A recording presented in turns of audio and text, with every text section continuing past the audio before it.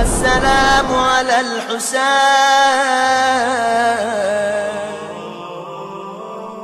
کہ 72 کا اتنا مختصر کا لشکر کربلا میں اتنی بڑی فوج ابن زیاد نے تیار کر کے کیوں بھیجوائی؟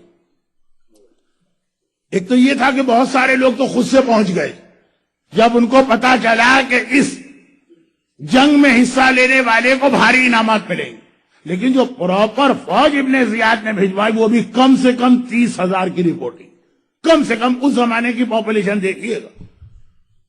اور یہ اختلاف اس لیے بھی آ جاتا کہ 30,000 تو وہ ایک باقاعدہ جو فارمل قسم کی آرمی ہوتی، اس کے علاوہ بہت سارے لوگ، یہ خبر پھیل گئی تھی کہ حاکم بڑا خوش ہو جائے گا، جو کربلا میں جائے گا بڑے بھاری انعامات ملیں گے، وہ خود سے پہنچے، ان کی کوئی رپورٹنگ نہیں ہے، وہ خالی لوگوں نے اندازے لگائے کہ کتنے ہوں گے۔ مگر یہ 30,000 بھی صرف 72 کے جس میں بچے بھی ہیں، وہ اس لیے کہ ٹھیک 1 مہینے پہلے ابن زیاد کوفے کے بازاروں میں ایک ایسا جہاد دیکھ چکا تھا جو ایک اکیلے نے کیا تھا۔ ایک اکیلا سپاہی تھا مگر کوفے کی ساری فوج، وہ خود ابن زیاد 1 مہینے پہلے دیکھے ہوئے۔ ہاشمی شیر کسے کہتے ہیں؟ وہ تو پھر بھی علی کے بڑے بھائی عقیل کا بیٹا مسلم ہے، محمد ابن اشعث ابن قیس کوفے کی فوجوں کا کمانڈر تھا۔ تاریخ کا جملہ ہے نا، آپ نے ہر سال مجلسوں میں سنا۔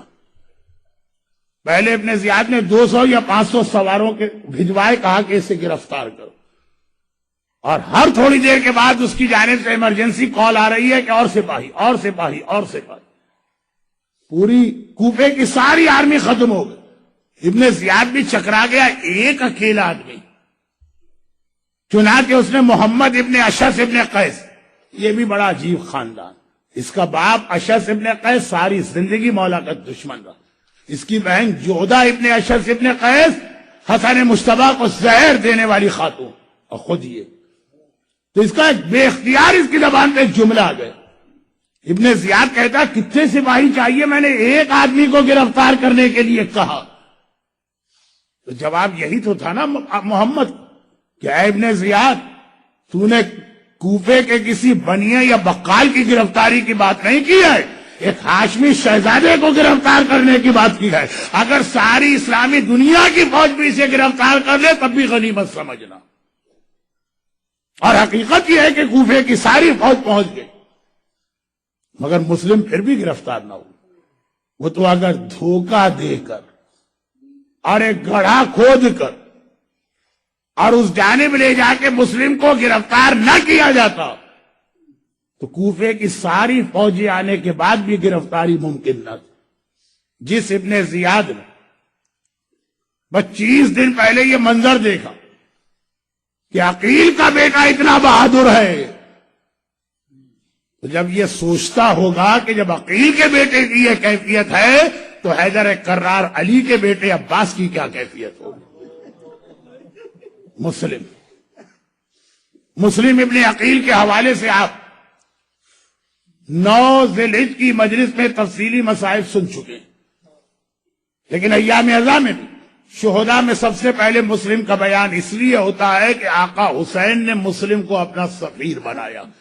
آگے آگے مسلم ہے، اس کے پیچھے پیچھے پوری حسینی فوج آ رہی۔ تو کل رات سے آنے والے کل سے مختلف شہداء کے مصائب شروع ہوں گے۔ آج بہت ہی مختصر، مسلم اور عباس، یہ 2 فرسٹ کزن، اور پھر رشتہ بہنوئی کا بھی، مولا کے داماد ہے مسلم، تو جناب عباس کے بہنوئی بھی فرسٹ کزن بھی ہیں اور ایک ایج گروپ۔ اگرچہ ہمیں معلوم ہے کہ عباس کا رتبہ بہت بلند ہے، مگر امام معصوم نے آج ہمارے اس مجمع میں کچھ ایسے زائرین بھی آ رہے ہیں جو آج تک ہمارے ساتھ ہیں، کل انشاءاللہ کربلا پہنچ رہے ہوں گے۔ تو جب کبھی بھی آپ کربلا اور کوفہ جاتے ہیں جو زیارت امام نے آقا عباس کی بتائی ہے وہ تو ہمارے بچوں کو بھی یاد ہو گئے، لیکن جو اس کے الفاظ ہیں وہی الفاظ جناب مسلم ابن عقیل کے لیے بھی امام نے استعمال کیے۔ السلام علیک ایھا العبد الصالح المطیع للہ ولرسولہ ولامیر المؤمنین۔ یہ الفاظ جناب عباس کی زیارت کے، یہی الفاظ مسلم ابن عقیل کی زیارت کے۔ کربلا کے شہیدوں کا جہاد کائنات کا سب سے عظیم جہاد، مگر مسلم کا جہاد میں اس اعتبار سے عظیم کہتا ہوں کہ کربلا کے شہید جب جہاد کر رہے تھے تو ایک دوسرے کا ساتھ دینے والے تھے۔ پوری شب عاشور اصحاب امام بے شک عبادت کرتے رہے، مگر ایک دوسرے کی موجودگی میں وقتاً فوقتاً ایک دوسرے سے باتیں کرتے رہے، ایک دوسرے کا حوصلہ بڑھاتے رہے، گرچہ اس کی ضرورت نہیں تھی۔ کربلا کا جہاد جب تھا، جو شہید میدان میں جاتا تھا تو اس طرح سے جاتا تھا کہ آقا حسین اس کو الوداع کہتے تھے۔ عباس کے علم کے سائے میں وہ اپنی سواری پہ سوار ہوتا تھا، جب وہ گھوڑے سے گرتا تھا آقا حسین اس کا لاشا اٹھا کے لاتے تھے۔ جتنی دیر جہاد کرتا تھا اتنی دیر تک آقا حسین و آقا عباس اسے شاباش دیتے رہتے تھے، مگر کوفے کی گلیوں کا یہ مجاہد اکیلا تھا، تنہا تھا۔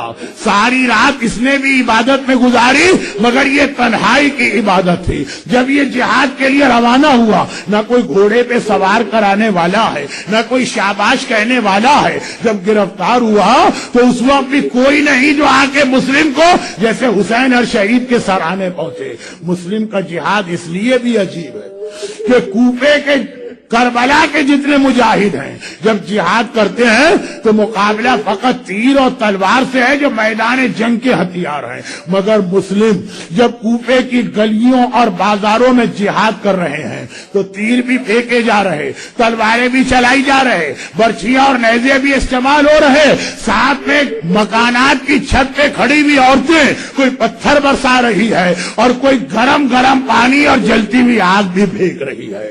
مسلم کربلا کا ایک ایسا مجاہد ہے، مسلم کربلا کا ایک ایسا مجاہد ہے جو آقا سجاد کے علاوہ باقی کربلا کے سارے شہیدوں سے اس اعتبار سے دوہرا جہاد کر بیٹھا کہ کربلا کا ہر شہید شہید تو ہوا ہے مگر قیدی بنا کے ظالم کے سامنے نہ لے جایا گیا۔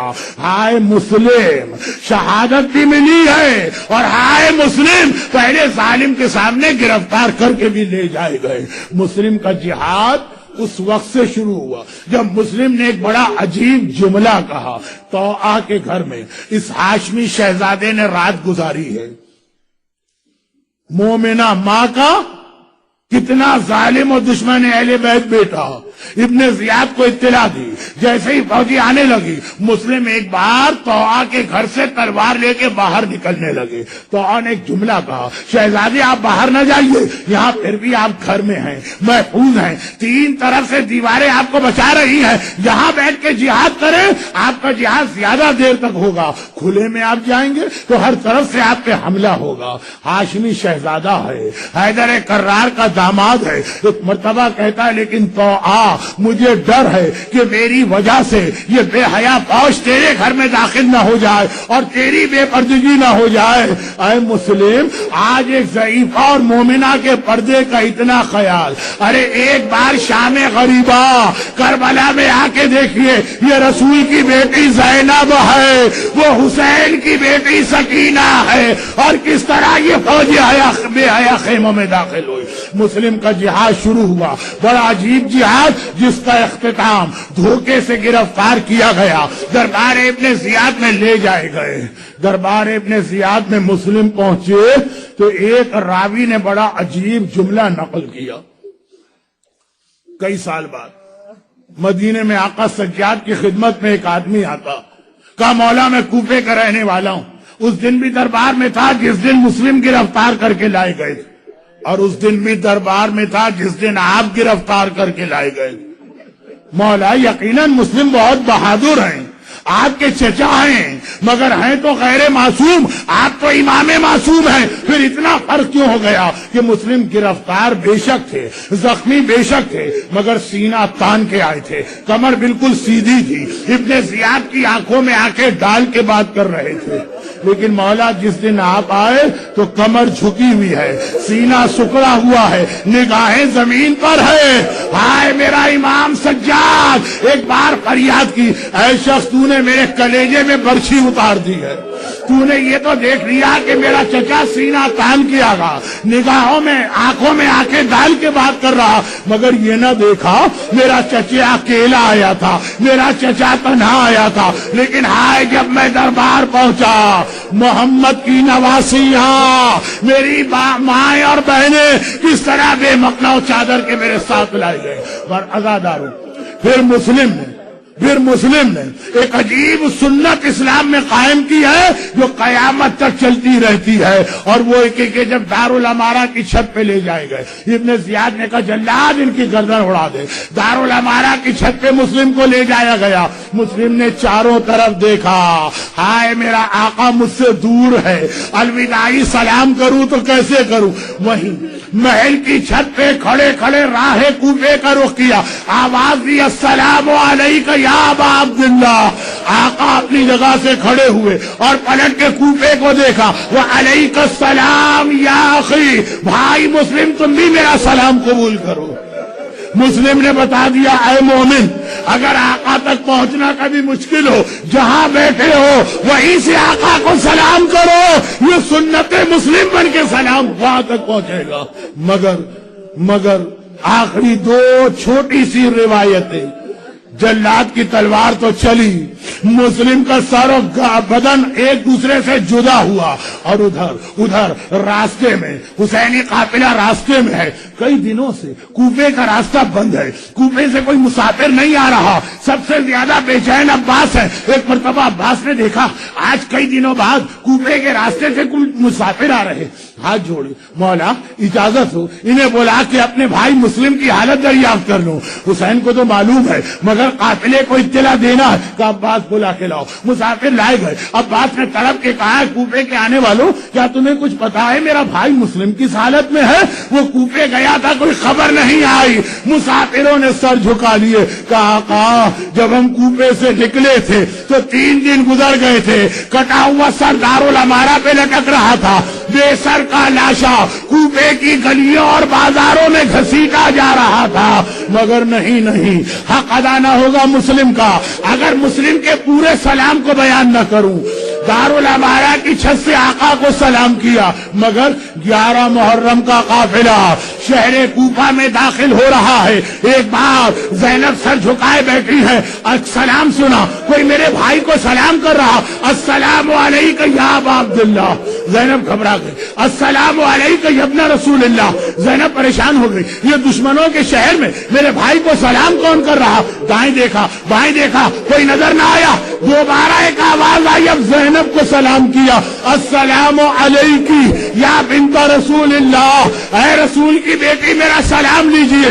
زینب نے پہچان لیا, کوفے کے دروازے پر ایک بے سر کا لاشا لٹک رہا ہے اور اس لاشے سے یہ سلام کی آواز آ رہی. زینب نے گھبرا کے پوچھا, اے شخص تو ہے کون جو مجھے سلام کر رہا؟